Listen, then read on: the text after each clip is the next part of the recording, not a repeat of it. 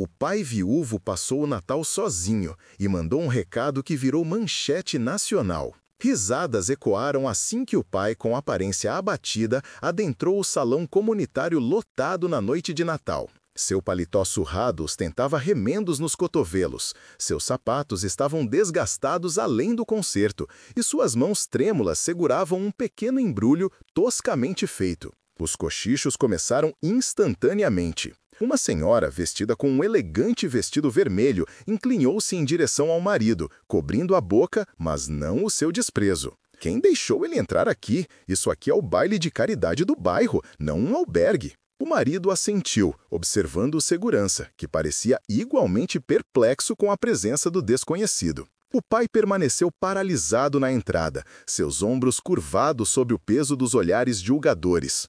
As luzes natalinas que adornavam o salão pareciam perder o brilho ao seu redor, como se até elas se sentissem envergonhadas por sua presença. A banda ao vivo hesitou por um instante, mas continuou tocando Noite Feliz com uma ironia que não escapou a ninguém. Uma criança apontou, perguntando em voz alta por que o homem parecia tão triste no Natal, sendo rapidamente silenciada por uma mãe constrangida. Alguém riu quando notou o papel de embrulho barato em seu presente. Papel de jornal colorido com giz de cera para parecer festivo, preso com o que parecia ser fita isolante em vez de fita de presente. Você o defenderia ou se juntaria à multidão que desvia o olhar? Conta pra gente nos comentários. Ninguém naquela sala lotada estava preparado para o que aconteceria a seguir. Ninguém poderia ter previsto como aquele homem, visivelmente abatido, que aparentemente havia perdido tudo, estava prestes a transformar não apenas aquela noite de Natal, mas o próprio coração de uma comunidade que havia esquecido o verdadeiro significado da época festiva. O nome do pai era Roberto Mendes, embora ninguém se desse ao trabalho de perguntar. Há 2 anos, ele era como eles, bem-sucedido, respeitado, parte daquela mesma comunidade. Isso foi antes que o acidente levasse sua esposa, antes que as contas médicas consumissem suas economias, antes que a depressão lhe custasse o emprego de gerente. Agora, aos 43 anos, ele era uma sombra de seu antigo eu, trabalhando em 3 empregos com salário mínimo apenas para manter um teto sobre sua cabeça e a de sua filha. Naquela noite, ele não deveria estar ali. Mas ele havia feito uma promessa, e Roberto Mendes era um homem que cumpria suas promessas, mesmo quando o mundo havia quebrado todas as suas promessas para com ele. E se histórias de pais que se recusam a desistir te emocionam, inscreva-se agora. Histórias ainda mais impactantes toda semana. 8 anos antes, Roberto e sua esposa, Sônia, haviam sido o casal perfeito de Lagoa Serena. Seu casamento havia sido destaque em revistas locais, suas doações para instituições de caridade reconhecidas com placas e fotos, suas opiniões solicitadas em todas as reuniões comunitárias.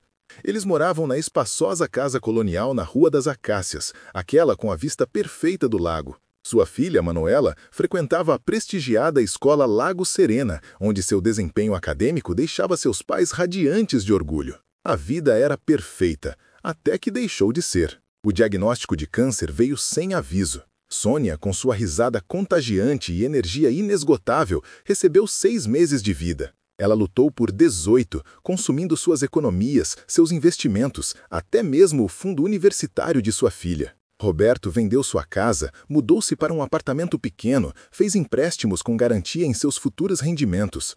Nada era demais se significasse mais um dia com a mulher que amava, mais uma chance para Manuela segurar a mão de sua mãe. Os tratamentos experimentais em São Paulo lhes deram esperança, para depois a esmagarem.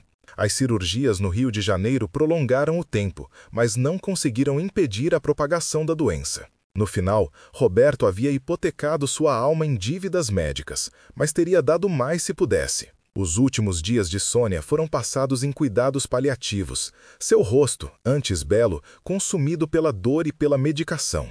Em sua última noite lúcida, ela fez Roberto prometer algo. No próximo Natal, ela sussurrou, sua voz mal audível, leve o presente para Madalena. Diga a ela que eu nunca a culpei. Diga a ela que eu entendo agora. Roberto assentiu, sem entender completamente, apenas querendo facilitar sua partida. Sônia morreu na manhã seguinte, sua mão na dele, enquanto Manuela, com 16 anos, soluçava baixinho no canto do quarto esterilizado. O luto atingiu Roberto como uma doença física. Ele não conseguia comer, não conseguia dormir. Seu desempenho no trabalho piorou até que, 6 meses após a morte de Sônia, ele foi chamado ao escritório de seu chefe e demitido com um pacote de indenização que mal cobriria 3 meses de despesas. O mercado de trabalho executivo não tinha lugar para um homem quebrado que às vezes desabava em lágrimas no meio das reuniões. Ele vendeu seu segundo carro, depois seus móveis. Ele pegou o turno da noite em um armazém, depois acrescentou horas da manhã em um posto de gasolina. Quando a escola de Manuela ligou sobre suas notas baixas e faltas crescentes, ele começou a trabalhar nos fins de semana em uma lanchonete local, apenas para pagar um tutor. A comunidade que antes os abraçara se afastou rapidamente. Os convites cessaram. Velhos amigos ficaram ocupados demais. A igreja que frequentavam há anos, de repente, não tinha recursos para ajudar. Roberto entendeu. A dor deixa as pessoas desconfortáveis. O sofrimento os lembra de sua própria vulnerabilidade. É mais fácil desviar o olhar, fingir que não poderia acontecer com eles. O Natal se aproximava com um pavor que Roberto nunca havia sentido antes. Manuela, agora com 18 anos, havia se retraído, passando mais tempo com um novo namorado que Roberto ainda não conhecia. Ela anunciou durante um jantar escasso que passaria a noite de Natal com a família do Ricardo, porque eles realmente têm uma árvore de Natal de verdade, presentes e comida que não vem de uma caixa. As palavras doeram, mas Roberto assentiu. Ele queria que ela tivesse uma noite normal, mesmo que não fosse com ele. Isso deixou Roberto sozinho na noite de Natal, com apenas uma tarefa: cumprir sua promessa à Sônia. O pequeno pacote continha um broche vintage que havia pertencido à avó de Sônia. Madalena era a irmã mais nova de Sônia, a que a havia apresentado ao tratamento experimental que, em última análise, falhou. A última conversa delas havia sido uma discussão acalorada no corredor do hospital, com Sônia acusando Madalena de dar falsas esperanças, de tornar seus últimos meses uma tortura de tratamentos, em vez de um tempo precioso com sua família. Madalena fugiu em lágrimas e nunca mais voltou, nem mesmo para o funeral. Mas o último desejo de Sônia era o perdão, e Roberto o honraria. O baile de Natal do centro comunitário era o único lugar que Roberto conhecia para encontrar Madalena. Ela estava na comissão organizadora, como fazia todos os anos. Ele não havia sido convidado, é claro, mas pensou que poderia entrar sorrateiramente, entregar o pacote e sair sem causar alarde. Ele gastou seus últimos R$ 20 em passagem de ônibus e um frasco de colônia barata, esperando parecer apresentável o suficiente para evitar chamar a atenção. Claramente, ele havia falhado. Parado ali, em meio aos olhares e cochichos, Roberto apertou o pacote com mais força. Sua filha se foi, seu orgulho se foi, mas sua promessa permaneceu. Ele respirou fundo e entrou mais no salão, procurando o rosto de Madalena na multidão. Em vez disso, ele se viu cara a cara com Carlos Eduardo Freitas, o atual presidente da empresa que o havia demitido. A expressão de Carlos Eduardo se transformou de confusão em reconhecimento e, em seguida, em desconforto. Roberto? Meu Deus, cara, o que aconteceu com você? A pergunta ecoou alto o suficiente para que as conversas próximas parassem. Todos os olhos se voltaram para eles, criando uma súbita bolha de silêncio no salão barulhento. Roberto abriu a boca, mas nenhuma palavra saiu. Como resumir uma vida desmoronada? Como explicar que você é apenas um homem tentando cumprir uma promessa, tentando honrar a mulher que amava, tentando se agarrar ao último resquício de dignidade que possui? O silêncio se estendeu desconfortavelmente. Então, uma voz cortou o silêncio, aguda, defensiva, familiar. Pai, o que você está fazendo aqui? Manuela estava à beira da multidão, usando um vestido vermelho que Roberto nunca tinha visto antes, seu braço entrelaçado com um jovem que devia ser Ricardo. Mas não foi sua aparição inesperada que deixou Roberto em silêncio. Foi a mulher parada ao lado deles, com a mão protetora no ombro de Manuela. Madalena. A filha de Roberto parecia mortificada, suas bochechas corando para combinar com seu vestido. Que vergonha! Ela sibilou. Eu te disse para ficar em casa. Eu te disse que eu estava com a família do Ricardo. Eu precisava encontrar a Madalena. Roberto gaguejou, estendendo o pequeno pacote como uma explicação. Sua mãe me pediu para... Você está causando um escândalo, Manuela interrompeu, olhando ao redor para a multidão que os encarava. Assim como você fez na minha formatura, assim como você faz em todo lugar. Você não consegue ver que ninguém te quer aqui? A crueldade em sua voz era nova, nascida do constrangimento adolescente e da necessidade desesperada de se distanciar do fracasso de seu pai. Roberto havia visto isso chegando há meses, mas ouvi-lo em público, na noite de Natal, quebrou algo dentro dele que, de alguma forma, havia permanecido intacto apesar de tudo. Ele olhou para sua filha, a filha de Sônia, e algo mudou dentro dele. O pacote em sua mão, de repente, pareceu mais pesado do que toda a dor que ele carregara por 2 anos. Naquele momento, parado em meio a estranhos que os tinham pena ou o desprezavam, encarando uma filha que se envergonhava dele, Roberto Mendes tomou uma decisão. Você teria ido embora com sua dignidade ou teria ficado para lutar por sua filha? Conta pra gente nos comentários. Sinto muito por interromper a noite de vocês, Roberto disse, sua voz surpreendentemente firme. Mas eu fiz uma promessa para minha esposa antes que ela morresse. E ao contrário das promessas que esta comunidade fez a ela quando estava doente, promessas de apoio, de compaixão, de não nos esquecerem depois que ela se fosse, eu pretendo cumprir a minha. A sala ficou completamente silenciosa. Até a banda parou de tocar. Manuela, ele continuou, olhando diretamente para sua filha. Sua mãe te amava mais do que qualquer coisa neste mundo. Ela lutou para permanecer viva por 18 meses a mais do que os médicos disseram que era possível, só para ter mais tempo com você. Ela suportou dores que você não pode imaginar, tratamentos que devastaram seu corpo, tudo enquanto escrevia cartas para seus futuros aniversários, formaturas, dia do casamento, cartas que eu guardei para você. A expressão desafiadora de Manuela vacilou ligeiramente, seu lábio inferior tremendo. Madalena, Roberto se virou para sua cunhada. Sônia me pediu para te dar isto. Ela queria que você soubesse que nunca a culpou por sugerir o tratamento experimental. Ela entendeu que você estava tentando salvá-la, assim como todos nós estávamos. Ele estendeu o pacote em direção a ela. Ela também queria que eu te dissesse algo.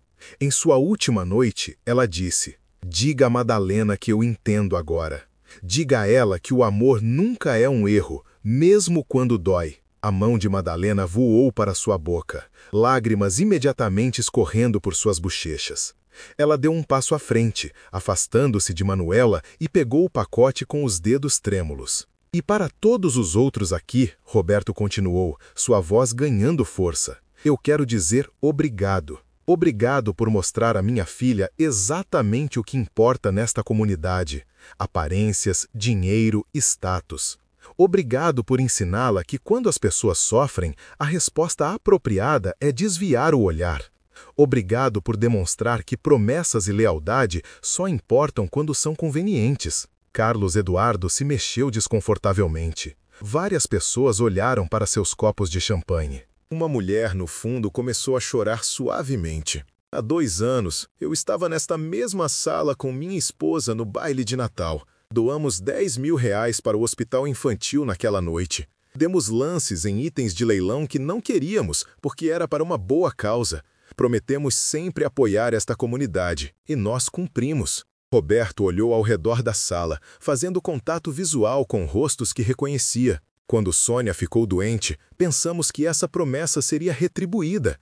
Pensamos que a comunidade que havíamos apoiado nos apoiaria. O silêncio era ensurdecedor agora. Ninguém se moveu, ninguém falou. Eu não estou aqui para fazer vocês se sentirem culpados. Eu estou aqui porque fiz uma promessa à minha esposa, e cumprir essa promessa importa mais para mim do que o julgamento de vocês. Eu estou aqui porque, mesmo quando você não tem mais nada, quando você perdeu sua esposa, sua casa, sua carreira e até mesmo o respeito de sua filha, você ainda tem sua palavra. E isso é algo que ninguém pode tirar de você, a menos que você entregue. Roberto se virou para Manuela, cujo rímel agora escorria por suas bochechas coradas. Eu estarei em casa hoje à noite se você quiser conversar. Não tem árvore, e o único presente que eu tenho para você é uma carta de sua mãe para seu aniversário de 18 anos. Mas eu estarei lá, assim como estive todos os dias desde que ela nos deixou. Porque é isso que os pais fazem. Eles aparecem, mesmo quando é difícil, mesmo quando dói, mesmo quando seus filhos os afastam. Com isso, Roberto assentou uma vez para a multidão silenciosa e se virou para sair. Ele havia dito o que precisava dizer. Ele havia entregado o presente e a mensagem de Sônia. Ele havia cumprido sua promessa.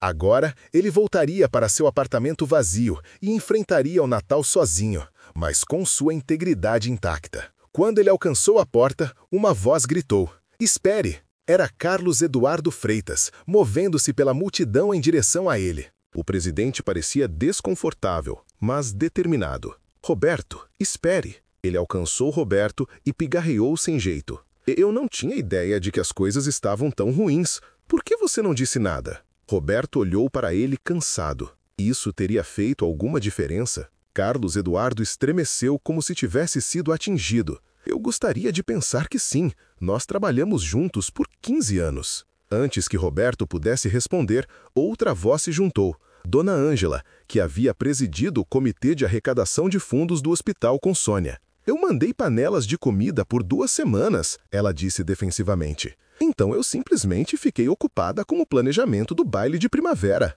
"Nós ligamos algumas vezes", alguém acrescentou. "Você nunca retornou às ligações." "Eu não sabia o que dizer", outro admitiu.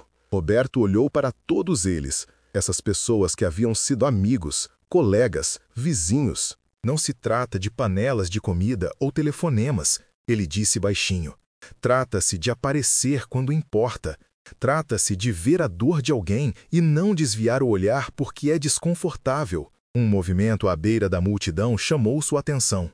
Manuela estava avançando, seu rosto coberto de lágrimas, com Madalena logo atrás dela. "Pai", ela engasgou. "Pai, me desculpa, eu não entendi."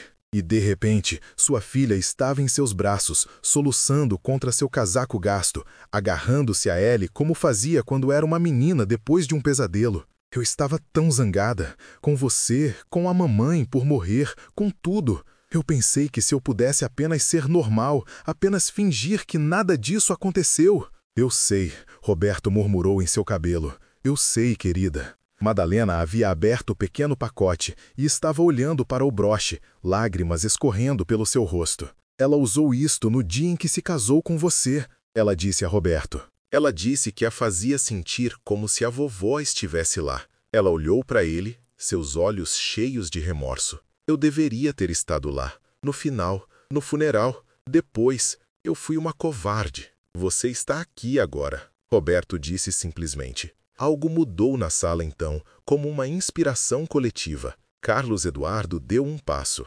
Roberto virou manchete com um recado de Natal que mudou a mentalidade da comunidade e promoveu o apoio ao canal com o seu "valeu demais". Carlos respirou fundo, a confiança de homem de negócios ressurgindo. "Roberto, gostaria de te oferecer seu emprego de volta. Tem sido difícil preencher sua vaga adequadamente e..." "Não precisa", Roberto interrompeu. "Não quero esmola. Não é esmola. É consertar um erro." Carlos olhou ao redor do salão. "Acho que todos cometemos erros aqui." Dona Sônia, a corretora, se aproximou em seguida. "Emma, tem uma vaga de assistente meio período no meu escritório. Pago acima de um salário mínimo e dá para conciliar com a faculdade. Se te interessar." Jair, que pairava indeciso à margem, finalmente se aproximou. "Seu Mercer, desculpa não termos nos conhecido antes. Emma não me contou tudo." Estendeu a mão. "Meus pais ficariam honrados se o senhor e sua filha jantassem conosco na ceia de Natal amanhã. Os dois." Um a um, o pessoal se manifestou. Um vizinho se ofereceu para ajudar Roberto a achar um apartamento melhor na antiga vizinhança. Uma ex-colega mencionou um grupo de apoio para viúvos que tinha ajudado o irmão dela. Madalena, ainda segurando o broche, prometeu ajudar Emma a se inscrever em bolsas de estudo para repor a grana da faculdade que se foi durante a doença de Sara. A banda recomeçou a tocar, baixinho no começo, depois com mais pegada. Alguém enfiou um copo de champanhe na mão de Roberto. Outro colocou um prato de salgadinhos. O falatório e a risada voltaram, mas alguma coisa tinha mudado. O clima estava mais leve, mais verdadeiro. Mais tarde, naquela noite, quando Roberto e Emma saíram juntos do centro comunitário, começou a nevar. cobrindo os ombros deles com flocos delicados. Emma pegou na mão dele, como fazia quando era criancinha. Pai, ela disse baixinho, que saudade da mãe. Eu também, filha.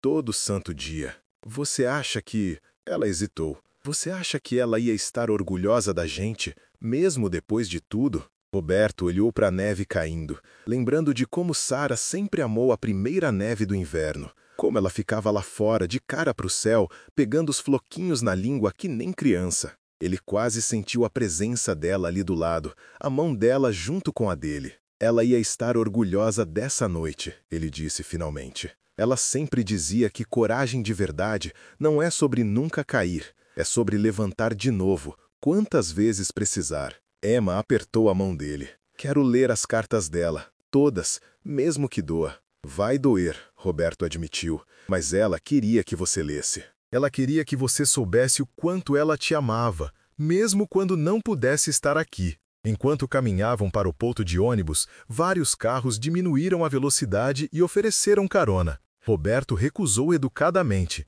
Naquela noite, ele queria esse tempo com a filha, andando na neve, começando a curar a treta entre eles. Ia ter tempo para aceitar ajuda amanhã. Aquela noite era para lembrar do que mais importava. Do outro lado da cidade, as emissoras de notícias locais já estavam repercutindo a história. Uma produtora que tinha estado na festa chamou de a mensagem de Natal que mudou o Morro Azul. De manhã, as palavras de Roberto estariam nas manchetes, a dignidade discreta e a lealdade inabalável dele virando um símbolo do que a época de festas devia representar de verdade. As redes sociais espalhariam a história dele ainda mais, tocando o coração de gente muito além da comunidade dele. Mas Roberto não sabia disso ainda. Tudo que ele sabia era que, pela primeira vez em 2 anos, ele não se sentia completamente sozinho. Tudo que ele sabia era que a mão da filha estava na dele, e que de alguma forma ele tinha cumprido a promessa que fez para Sara de mais de uma forma. Família não é só sobre sangue. É sobre quem fica quando seria mais fácil ir embora. É sobre cumprir promessas, mesmo quando é barra pesada. É sobre perdão, não só para os outros, mas para nós mesmos. Se essa história te tocou, se inscreva agora para mais histórias impactantes toda semana. E clique no vídeo aqui na tela para assistir o próximo, com uma virada tão forte que você nunca vai esquecer. Se quiser deixar um valeu demais, ficaremos muito agradecidos.